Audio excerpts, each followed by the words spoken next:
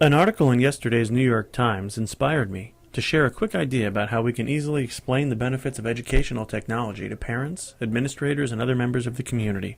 So here, in hopefully 2 minutes or less, is a quick and easy introduction to the benefits of blended learning based on what I call the learning equation.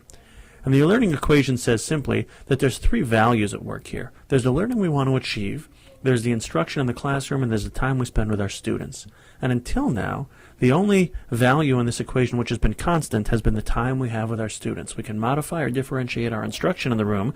We have all the students for a set amount of time, and then when we multiply the instruction we provide by the time we have available to us, we achieve whatever learning outcomes we can. But what educational technology tools, like the Khan Academy model and the flipped classroom model, allow us to do is shift the constant value to the other side of the equal sign. So now we can aim at a constant level of learning achievement for all of our students. We can modify and differentiate our instruction, and we can change the amount of time our students spend on task using these educational technologies so that we can achieve, with different kinds of instruction in different amounts of time, the same learning for all students.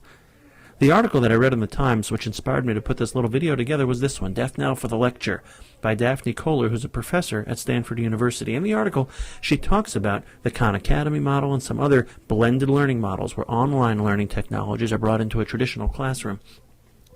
She talks about 3 classes at Stanford University where she used these techniques, and she used online learning to open her classes up, 3 of them to over 300,000 students over the internet. And in the article, she references a Department of Education study which says that blended learning is considerably more effective than either traditional classroom learning or online learning, and further, that blended learning can mean even better outcomes at the same or lower cost.